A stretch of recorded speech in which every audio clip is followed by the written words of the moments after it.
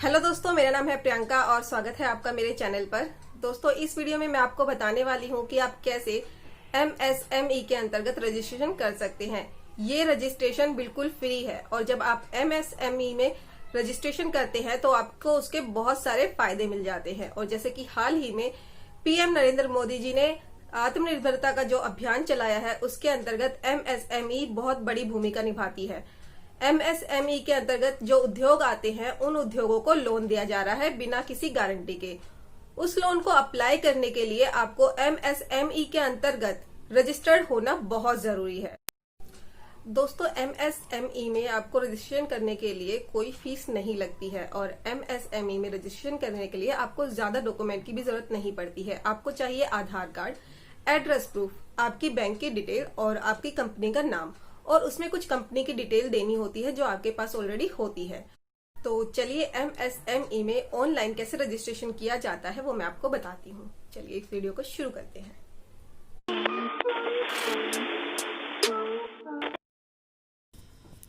दोस्तों, इस वेबसाइट का लिंक मैंने आपको डिस्क्रिप्शन बॉक्स में दे दिया है। आप वहां जाकर उस लिंक पर क्लिक करेंगे तो आपके सामने ये वेबसाइट ओपन हो जाएगी। और अगर आपके पास कंप्यूटर नहीं है या आप फ़ोन से करना चाहते हैं तो आप फ़ोन से भी रजिस्ट्रेशन कर सकते हैं। आप दिए गए लिंक पर क्लिक करेंगे तो आपके फ़ोन पर भी यही स्क्रीन ओपन हो जाएगी और आप वहां पर रजिस्ट्रेशन कर सकते हैं। आप चाहे फ़ोन से करें या कंप्यूटर से करें। दोस्तों, यहाँ पर ध्यान दीजिएगा, आप जिसका आधार नंबर यूज़ करते हैं आप उसी का नाम लिखना है। अगर आप 2-3 पार्टनर हैं तो आप जिस पार्टनर का नाम इस्तेमाल कर रहे हैं उसी का आधार नंबर लिखना है। तो यहाँ पर सबसे पहले आपको आधार नंबर लिखना है और उस आधार पर जो नाम है आपको वही नाम लिखना है नीचे, और उसके बाद यहाँ टिक करना है, देन जनरेट OTP। उसके बाद आपके फ़ोन पर एक OTP आएगा जो आपको यहाँ लिखना है और उसके बाद वैलिडेट।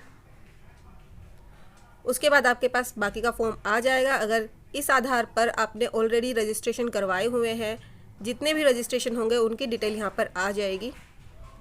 यहाँ आपको तीसरे नंबर पर कैटेगरी सेलेक्ट करनी है, जनरल, SC ST।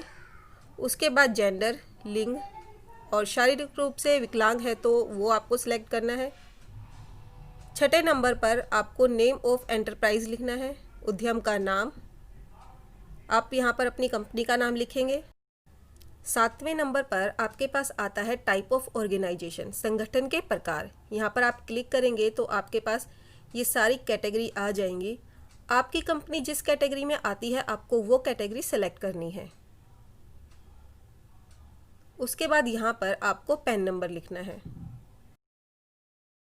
यहाँ पर 9वें नंबर पर आपको लोकेशन ऑफ प्लांट लिखना है। जहाँ भी आपका जो कंपनी है उसका पूरा एड्रेस आएगा।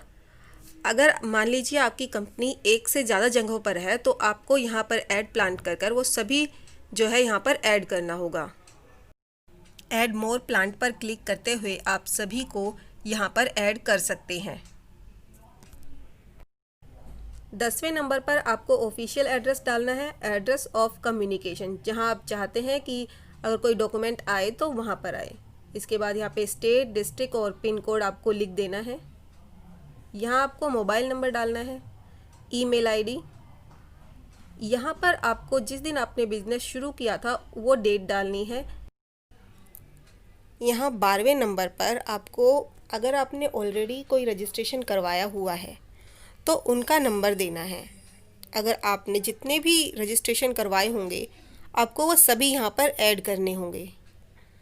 आपको यहाँ पर ऑप्शन दिया हुआ है, और अगर आपने नहीं करवाया हुआ है तो आप सिंपली NA पर क्लिक करेंगे। क्योंकि ज़रूरी नहीं है कि एक आदमी एक ही बिज़नेस करता हो सकता है एक आदमी के एक से अधिक बिज़नेस हो। तो यहाँ पर आपको अपने सभी बिज़नेस की, अगर आपने यहाँ पर ऑलरेडी रजिस्ट्रेशन करवाए हुए हैं उनके, तो वो सारी डिटेल आपको यहाँ पर देनी होती है। उसके बाद यहाँ पर आपको अपने बैंक की डिटेल डालनी है और 14 पर आपको अपने बिज़नेस की प्रमुख गतिविधि को सिलेक्ट करना है, मैन्युफैक्चरिंग या सर्विस। इन दोनों में से एक को सिलेक्ट करें।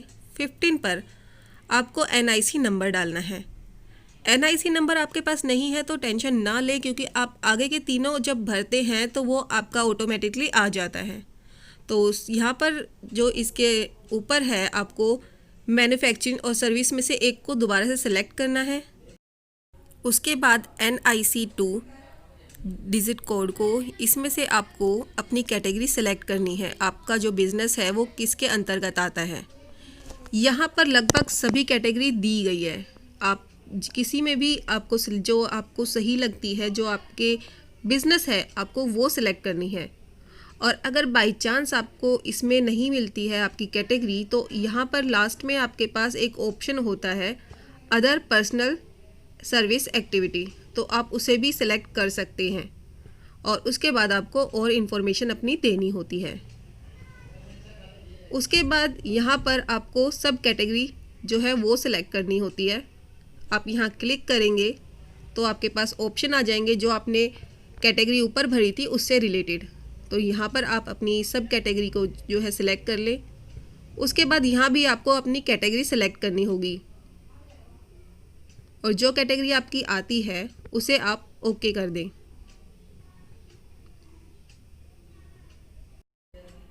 उसके बाद आपको यहाँ पर ऐड एक्टिविटी करनी है। अगर आप कोई काम करते हैं तो ज़रूरी नहीं है कि आप उसके अंतर्गत एक ही काम कर सकते हैं, एक ही सेवा प्रदान करते हैं। आप जितनी भी एक्टिविटी अपने बिजनेस में करते हैं, आप उनको सबको ऐसे ही आपको सेलेक्ट करना है और ऐड मोर एक्टिविटी में क्लिक करते हुए ऐड करना है। 16 में आपको नंबर ऑफ़ एम्प्लॉय डालने हैं, जितने भी एम्प्लॉय आपकी कंपनी में काम करते हैं उनकी संख्या। उसके बाद यहाँ पर 17 में आपको इन्वेस्टमेंट लिखना है। अगर आप इन्वेस्टमेंट में 1 लाख लिखना चाहते हैं तो आप 1 के बाद 5 जीरो नहीं लगाएंगे, क्योंकि यहाँ पे ऑलरेडी इन लाख दिया हुआ है। तो आप जो भी नंबर लिखेंगे वो लाख में ही होगा। आप 1 लाख से कम इसमें नहीं लिख सकते। उसके बाद यहाँ पर 18 नंबर पर आपसे डिस्ट्रिक्ट इंडस्ट्री सेंटर पूछेंगे। देन यहाँ पर आप अपना जो डिस्ट्रिक्ट है वो सिलेक्ट कर लें। उसके बाद यहाँ पर आपको टिक करना होगा। देन आपको सबमिट पर क्लिक करना होगा। जब आप यहाँ क्लिक करेंगे उसके बाद यहाँ पर लिखा हुआ आएगा कि आप श्योर हैं कि आपसे सबमिट करना चाहते हैं। यहाँ पर ओके कर दें। देन आपके फ़ोन पर एक OTP आएगा। देन आपको उसको यहाँ पर फिर से लिखना होगा, वेरिफिकेशन कोड डालना होगा और फाइनल सबमिट करना होगा। फाइनल सबमिट करने के बाद आपके पास उद्योग आधार जो है आपको मिल जाएगा। यहाँ पर आपको नीचे की तरफ प्रिंट का ऑप्शन दिया गया है। जब आप यहाँ पर क्लिक करेंगे उसके बाद आपके पास जो है MSME का सर्टिफिकेट आ जाएगा। आप इसे डाउनलोड कर सकते हैं। आप इसको यहाँ पे प्रिंट कर सकते हैं और PDF में भी अपने फ़ोन में रख सकते हैं और इसका नंबर जो है इस्तेमाल कर सकते हैं। यहाँ पर D लिखा हुआ है, जिसका मतलब है कि जो मैंने सर्टिफिकेट लिया है वो माइक्रो उद्योग और सर्विस के लिए लिया है। यहाँ पर ABCDEF सब नंबर दिए गए हैं, जिससे इसकी पहचान हो जाती है कि जो सर्टिफिकेट है वो किस कैटेगरी में आता है।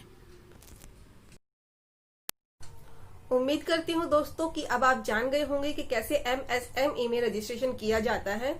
और अगर फिर भी आपके पास कोई सवाल हो तो आप मुझे कमेंट करके बता सकते हैं। मैं सभी कमेंट के आंसर करती हूँ। तो चलिए मिलते हैं आपसे अपनी अगली वीडियो में। Thank you so much.